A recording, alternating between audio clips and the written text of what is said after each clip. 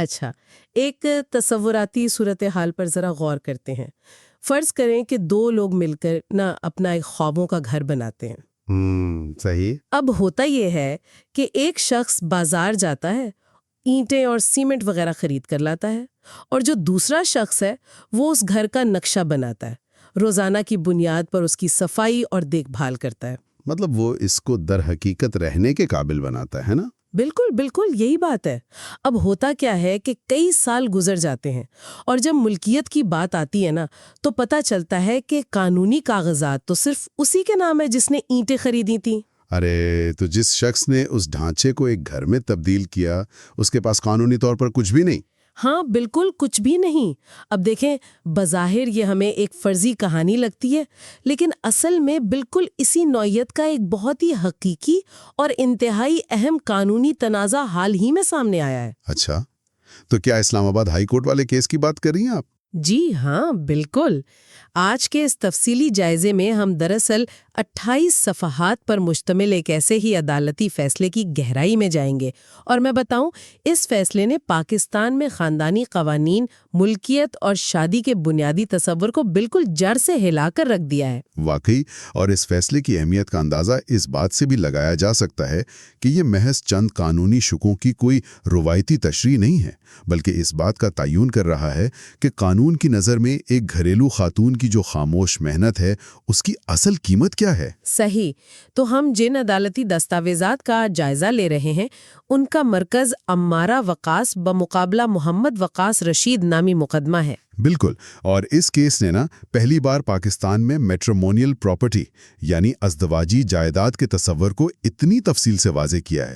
میرا مطلب ہے، اب شادی کے دوران بنائے گئے اثاثوں کو دیکھنے کا پورا نظریہ ہی بدل گیا ہے۔ ہاں، لیکن اس سے پہلے کہ ہم اس فیصلے کے سماجی اثرات یا عالمی حوالوں کی طرف جائیں، ذرا اس زمینی حقیقت کو تو سمجھیں جس نے یہ ساری بحث چھیڑی۔ تو مقدمے کی تفصیلات کچھ یوں ہیں کہ عمارہ وقاص نے نفقہ، خلا اور تقریباً 16,90,000 روپے مالیت کے جہیز اور گھریلو سامان کی واپسی کے لیے عدالت سے رجوع کیا تھا۔ اچھا، 16,90,000۔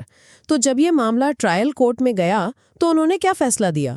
ٹرائل کورٹ نے ایک بڑا ہی روایتی سا فیصلہ دے دیا کہ بھائی خاتون کو سامان کی متبادل قیمت کا صرف 30% ملنا چاہیے۔ 30%؟ لیکن کیوں؟ انہوں نے یہ حساب کیسے لگایا؟ بس یہی تو بات ہے، اور معاملہ تب مزید الجھ گیا جب اپیلیٹ کورٹ نے یہ فیصلہ مکمل طور پر کالعدم قرار دے دیا۔ انہوں نے کہا کہ سامان کی ملکیت کا تو کوئی ٹھوس دستاویزی ثبوت ہی موجود نہیں ہے۔ دستاویزی ثبوت؟ ارے، خاندانی مقدمات میں یہ تو ایک بہت ہی پرانا اور پیچیدہ مسئلہ ہے۔ میرا مطلب ہے، کون میاں بیوی فریج یا فرنیچر خریدتے وقت رسیدیں سنبھال کر رکھتے ہیں؟ بالکل صحیح کہہ رہی ہیں آپ۔ روزمرہ زندگی میں کوئی بھی یہ سوچ کر رسیدیں تھوڑی رکھتا ہے کہ طلاق کے وقت یہ ثبوت کے طور پر کام آئیں گی۔ اپیلیٹ کورٹ نے اسی پرانے اور روایتی نقطہ نظر کو اپنایا۔ تو پھر یہ کیس ہائی کورٹ تک کیسے پہنچا؟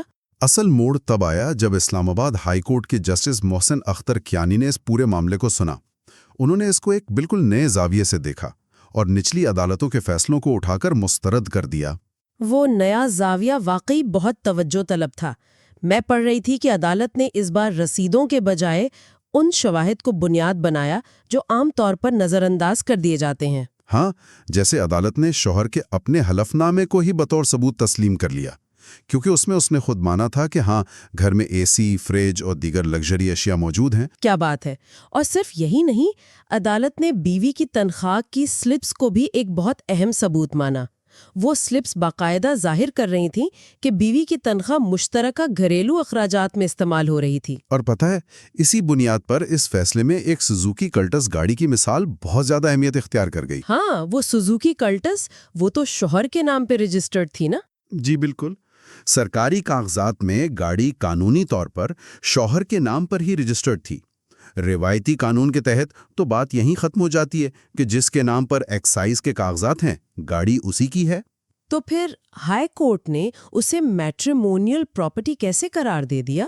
کیونکہ شواہد سے یہ ثابت ہو گیا تھا کہ بیوی نے اس گاڑی کی خریداری کے لیے ابتدائی سرمایہ فراہم کیا تھا، جسے ہم قانونی زبان میں سیڈ منی کہتے ہیں۔ اچھا، یہاں ایک لمحے کے لیے رکتے ہیں، مجھے ایک بات سمجھائیں۔ اگر کوئی گاڑی سرکاری کاغذات میں واضح طور پر شوہر کے نام پر رجسٹرڈ ہے تو قانون اچانک اس رجسٹریشن پیپر کو نظر انداز کیسے کر سکتا ہے؟ دیکھیں، قانون میں ایک تصور ہوتا ہے جسے ایکویٹیبل ڈویژن یعنی منصفانہ تقسیم کہا جاتا ہے۔ منصفانہ تقسیم مطلب برابری کی بنیاد پر؟ جی، عدالت کا استدلال یہ تھا کہ جب دو لوگ ایک معاشی اور خاندانی اکائی کے طور پر رہ رہے ہوتے ہیں نا، تو ان کے مالی معاملات آپس میں جڑ جاتے ہیں۔ صحیح، یعنی اگر ایک فریق ابتدائی سرمایہ دے رہا ہے یا گھر کا راشن لا رہا ہے تو دوسرے کے پاس گاڑی کی قسط دینے کے پیسے بچ جاتے ہیں۔ بالکل درست۔ تو وہ گاڑی صرف ایک فرد کی انفرادی کمائی کا نتیجہ نہیں رہتی۔ رجسٹریشن کا کاغذ ریاستی ریکارڈ کے لیے تو اہم ہے، لیکن میاں بیوی کے درمیان اس کی حیثیت حتمی سچ کی نہیں ہوتی، بلکہ وہ دونوں کی مشترکہ کاوش کی حیثیت رکھتی ہے۔ اس کا مطلب تو یہ ہوا کہ سوزوکی کلٹس کا یہ فیصلہ محض ایک گاڑی کی ملکیت کا تنازع نہیں رہا، بلکہ اس نے تو پاکستانی عدالتوں میں شادی کی تعریف کو ہی تبدیل کر دیا ہے۔ 100%۔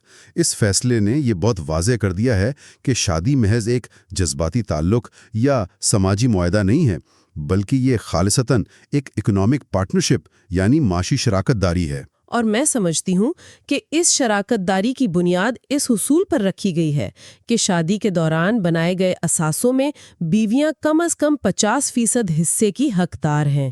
بالکل، اور اس سے واقعی کوئی فرق نہیں پڑتا کہ اثاثہ خریدا کس کے نام پر گیا ہے۔ اگر وہ چیز شادی کے عرصے کے دوران خریدی گئی ہے تو وہ مشترکہ تصور ہوگی۔ نوکری پیشہ خواتین کے حوالے سے تو یہ 50% والی بات مجھے کافی منطقی لگتی ہے، کیونکہ وہ براہ راست پیسے کما کے لا رہی ہیں۔ ہاں، لیکن اس فیصلے کا سب سے غیر معمولی اور انقلابی حصہ تو وہ ہے جہاں غیر مالیاتی خدمات کو تسلیم کیا گیا ہے، جسے ہم نان مانیٹری کنٹریبیوشن کہتے ہیں۔ ارے ہاں، میں نے پڑھا کہ عدالت نے بچوں کی دیکھ بھال، کھانا پکانے اور گھر سنبھالنے جیسی ذمہ داریوں کو باقاعدہ قانونی طور پر مالی شراکت کے بالکل برابر قرار دیا ہے۔ اور اس کے پیچھے ایک بہت ٹھوس معاشی منطق ہے۔ دیکھیں، عدالت نے یہ نقطہ اجاگر کیا ہے کہ جب ایک گھریلو خاتون گھر کا پورا نظام اور بچوں کی پرورش اپنے کندھوں پر اٹھاتی ہے تو وہ دراصل کیا کر رہی ہوتی ہے؟ وہ شوہر کے لیے وقت اور ذہنی سکون فراہم کر رہی ہوتی ہے نا؟ بالکل، وہی سکون جو اسے اپنے کیریئر میں آگے بڑھنے کے لیے درکار ہوتا ہے۔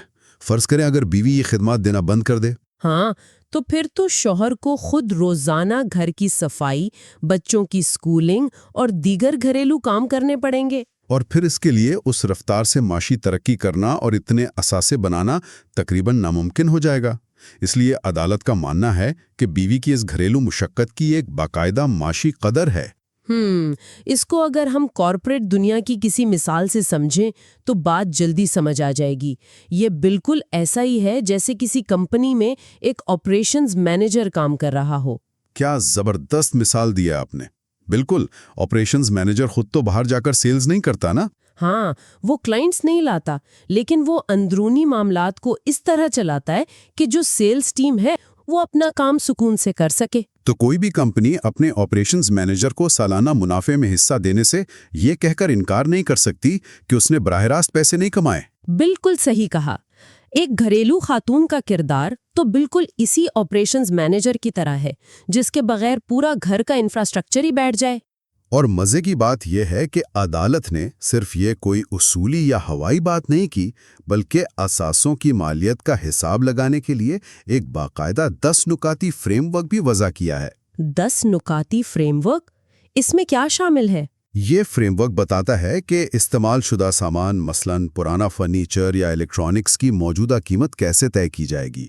اس میں مارکیٹ کی گراوٹ، جسے ڈپریشیشن کہتے ہیں، اور مہنگائی کے اثرات کو شامل کیا گیا ہے۔ اور میں حیران ہوئی جب میں نے دیکھا کہ اس میں جذباتی لگاؤ یا سینٹیمنٹل ویلیو کو بھی شامل کیا گیا ہے۔ مطلب جذباتی لگاؤ کی قیمت کا تعین کرنا تو بہت مشکل کام ہے۔ واقعی مشکل ہے، لیکن عدالت نے مارکیٹ ویلیو جانچنے کے لیے ایک اور بہت جدید طریقہ اپنایا ہے۔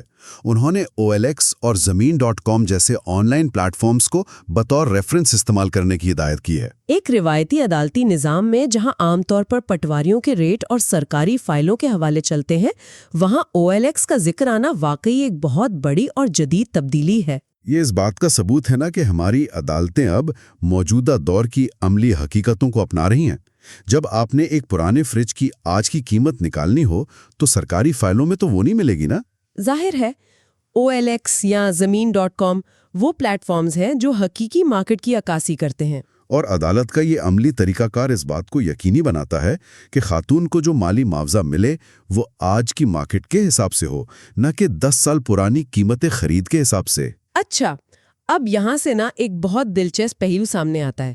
جب ہم یہ سنتے ہیں کہ طلاق کی صورت میں اثاثے آدھے آدھے تقسیم ہوں گے تو فوراً ذہن میں ہالی ووڈ کی فلمیں یا مغربی ممالک کے قوانین آتے ہیں۔ ہاں، عام طور پر لوگ یہی سوچتے ہیں کہ یہ تو ویسٹرن کانسیپٹ ہے۔ لیکن اگر ہم اس فیصلے کے ذرائع کو بغور دیکھیں تو عدالت نے تو اپنے استدلال کی بنیاد مکمل طور پر اسلامی اصولوں پر رکھی ہے۔ یہ کیسے؟ دیکھیے، اس فیصلے میں اسلامی فقہ کے ایک بہت ہی اہم تصور متعۃ الطلاق پر تفصیلی بحث کی گئی ہے۔ متعۃ الطلاق کا مطلب ہے مطلقہ عورت کے لیے مالی فراہمی۔ صحیح۔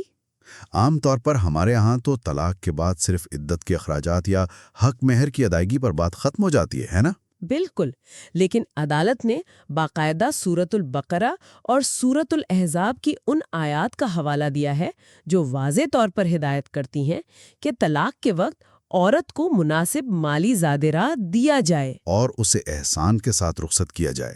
مطلب یہ محض ایک اخلاقی مشورہ نہیں ہے، بلکہ طلاق کے بعد عورت کو مالی بحران سے بچانے کا ایک پورا قانونی فریم ورک ہے۔ اور صرف قرآنی آیات ہی نہیں بلکہ عدالت نے دوسرے اسلامی ممالک کی نظائر بھی پیش کی ہیں، جیسے ملیشیا اور انڈونیشیا کی مثالیں۔ یہ بہت اہم ہے کیونکہ ہم اکثر یہ سوچتے ہیں کہ شاید یہ جدید تصورات اسلام سے متصادم ہیں، لیکن ملیشیا میں تو خاندانی قوانین کے تحت طلاق کی صورت میں مشترکہ اثاثے باقاعدہ تقسیم کیے جاتے ہیں۔ جی، ملیشیا میں اسے ہارتا سپننگار کہا جاتا ہے، جس کا مطلب ہی شادی کے دوران مشترکہ طور پر حاصل کی گئی جائیداد ہے۔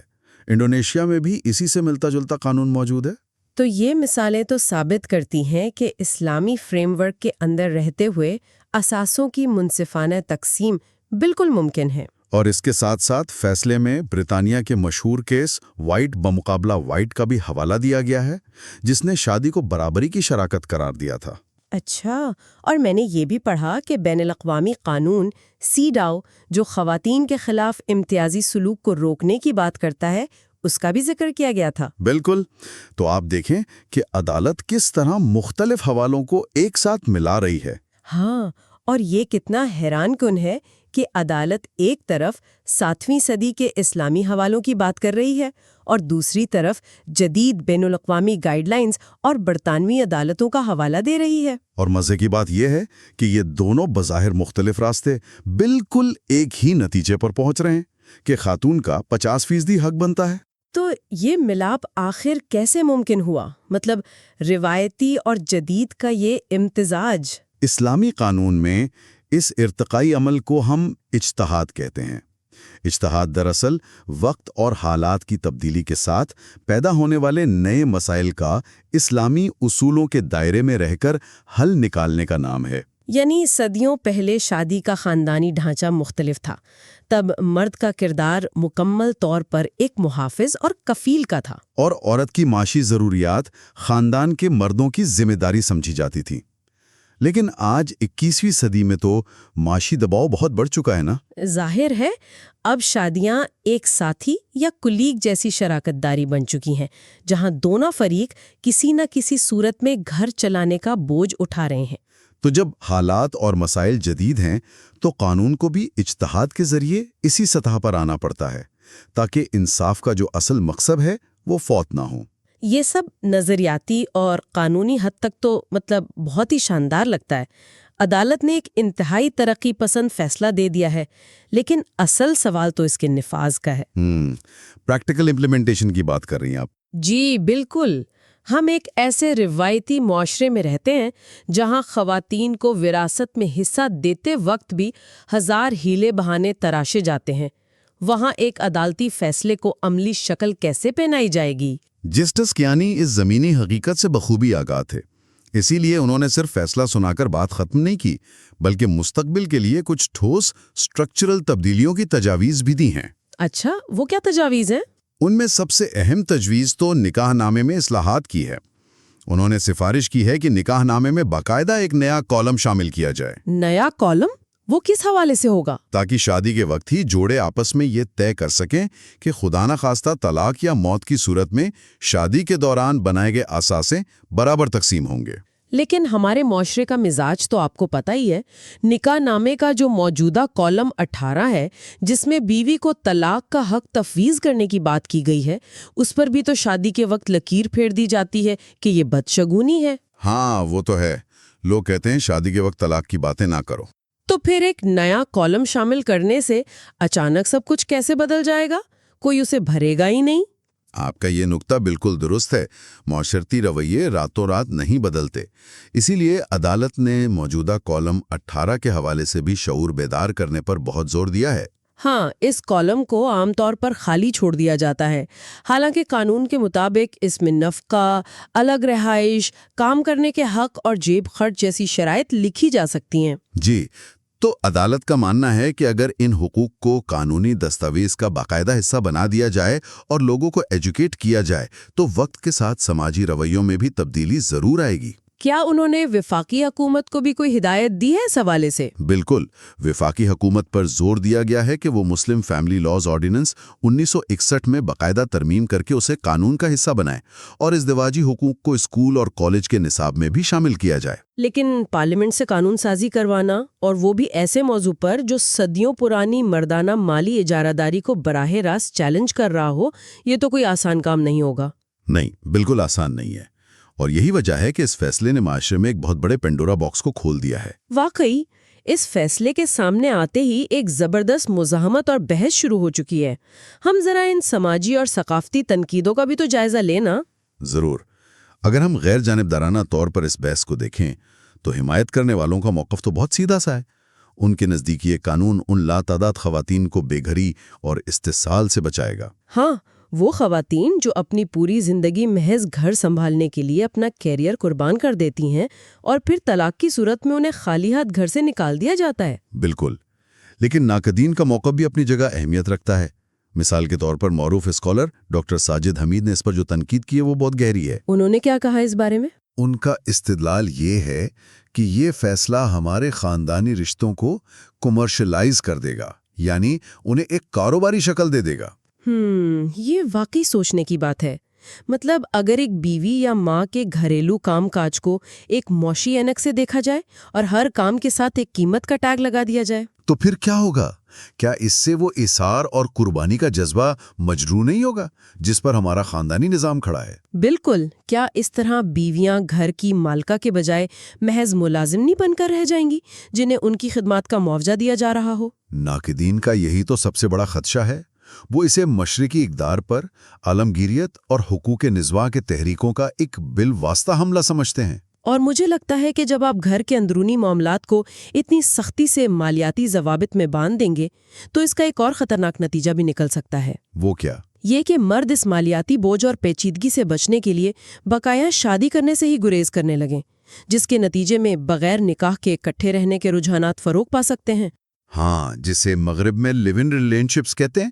یہ خدشہ بھی اپنی جگہ موجود ہے، اور سماجی خدشات سے ہٹ کر اگر ہم خالص قانونی پیچیدگیوں کی بات کریں تو اس پر بھی ماہرین قانون کافی پریشان ہیں۔ قانونی پیچیدگیاں کس قسم کی؟ سب سے بڑا سوال تو یہ ہے کہ کیا یہ فیصلہ ماضی سے لاگو ہوگا، یعنی ریٹرو ایکٹیو اطلاق۔ اچھا، ہاں، فرض کریں کہ کسی کی طلاق کو 5 سال گزر چکے ہیں، کیا وہ خاتون اب اس نئے فیصلے کی بنیاد پر عدالت میں 50% اثاثوں کا دعویٰ دائر کر سکتی ہیں؟ بس یہی تو سب سے بڑی قانونی الجھن ہے۔ اگر یہ فیصلہ ان تمام مقدمات پر لاگو ہو گیا جو پہلے سے عدالتوں میں چل رہے ہیں یا جن کا فیصلہ ہو چکا ہے، تو کیا ہوگا؟ تو پھر تو ہمارے پہلے سے ہی سست اور دباؤ کے شکار عدالتی نظام میں مقدمات کا ایک ایسا سیلاب آ سکتا ہے جسے سنبھالنا ناممکن ہو جائے۔ بالکل۔ اس ابہام کو دور کرنے کے لیے لازمی طور پر مزید عدالتی تشریحات کی ضرورت پڑے گی۔ دیکھیں، یہ تمام دلائل، چاہے وہ ڈاکٹر ساجد حمید کی طرف سے رشتوں کے کمرشلائز ہونے کا خدشہ ہو یا مقدمات کے سیلاب کا خوف، اپنی جگہ بہت وزن رکھتے ہیں۔ جی، اس میں کوئی شک نہیں۔ लेकिन इन सब के दरमियान एक बहुत बुनियादी सवाल उभरता है। जब खानदानी ईसार और मोहब्बत की दिहाइयाँ दी जाती हैं, तो क्या तलाक के बाद ये ईसार उस औरत के काम आता है जिसके पास रात गुजारने के लिए छत नहीं होती? बहुत कड़वा सवाल है ये। क्या सालों की कुर्बानियों का रियाजियाती हिसाब किताब उन कुर्बानियों को छोटा कर देता है, या ये पहली बार उन कुर्बानियों को एक ऐसी ठोस मालियाती शक्ल देकर इंसाफ फराहम कर रहा है जिससे हमारा मुआशरा हमेशा कतराता रहा है? और यही वो मोड़ है जहां अखलाकियात और कानूनी हकीकत का बराह रास्त टकराव होता है। देखें, जब तक शादी कायम रहती है ना, वो मोहब्बत और बाहमी एतमाद पर ही चलती है। सही। लेकिन जब वो रिश्ता टूट जाता है तो मोहब्बत की जगह तल्ख माली हकाइक ले लेते हैं। नाक़दीन की ये बात अपनी जगह दुरुस्त है कि कुर्बानियों की कीमत नहीं लगाई जा सकती, लेकिन कानून का बुनियादी काम तो हुकूक का तहफ़्फ़ुज़ करना है ना। बिल्कुल। जब अलहदगी के बाद एक फरीक के पास सारे असासे हों और दूसरे के पास कुछ भी ना हो, तो कानून को मजबूरी में मुदाखलत करके एक मुसावी माशी लकीर खींचनी ही पड़ती है। तो इस तमाम गुफ्तगू को अगर हम समेटें तो ये बात तो वाज़ेह होती है कि जहेज़ और घरेलू सामान के एक बज़ाहिर आम से मुकदमे ने पाकिस्तान की कानूनी तारीख में एक ऐसा संग मील अबूर किया है जिसने शादी की पूरी तफ़हीम को बदल दिया है। और ये फैसला इस बात का खुला ऐलान है कि शादी में औरत की तरफ से घर संभालना कोई मुफ्त की खिदमत नहीं है, बल्कि ये एक बाकायदा माशी शराकत दारी है जिसका मर्द की मालियाती आमदनी के बराबर वजन है। और यही इस फैसले की सबसे बड़ी कामयाबी भी है कि इसने मुआशरे को एक ऐसी बहस पर मजबूर कर दिया है जिसे हम हमेशा कालीन के नीचे दबाते आए हैं। बिल्कुल सही कहा आपने। इस कानूनी पेचीदगी को समझना सिर्फ उन लोगों का काम नहीं है जिनका मुकदमा अदालत में चल रहा है, बल्कि ये हम सबके लिए है, क्योंकि ये फैसला तय करता है कि हम बहैसियत माशरा मेहनत को किस नज़र से देखते हैं। जी हाँ, और इंसानी रिश्तों की माली हकीकतों को कैसे तस्लीम करते हैं। तो हमने गुफ्तगू का आगाज एक घर की तामीर और उसकी मिल्कियत की मिसाल से किया था। अब जबकि अदालत ने ये उसूल वज़ा कर दिया है कि शादी एक मसावी माशी शराकत दारी है और शादी के दौरान बनाए गए असासे तलाक की सूरत में दोनों फरीकैन में बराबर तकसीम होने चाहिए। हाँ, तो अब आगे क्या? तो इस गुफ्तगू को ख़त्म करते हुए मैं एक बहुत ही चुभता हुआ पहलू सामने रखना चाहती हूँ। जी बताएं। अगर शादी के दौरान हासिल की गई हर जायदाद और असासा मसावी तकसीम का हकदार है, तो क्या शादी के अरसे के दौरान किसी एक फरीक की तरफ से लिए गए तमाम कर्जे और माली नुकसानात भी तलाक के वक्त इसी तनासुब से बराबर तकसीम होने चाहिए? अरे, ये तो वाकई एक बहुत गहरा सवाल है। क्या असासों में 50% की हकदार बनने के साथ साथ क्या वो फरीक 50% कर्जों का बोझ उठाने के लिए भी पाबंद होगा? ये तो एक ऐसा सवाल है जो वाकई सबको सोचने पर मजबूर कर देगा कि क्या ये मुआशरा वाकई इस मसावी शराकतदारी के मुकम्मल नताइज का सामना करने के लिए तैयार है या नहीं। बिल्कुल। तो इस सवाल के साथ ही हम आज की गुफ्तगू यहीं ख़त्म करते हैं। इस तफसीली जायजे में हमारा साथ देने का बहुत शुक्रिया। मिलते हैं अगले मौजू के साथ।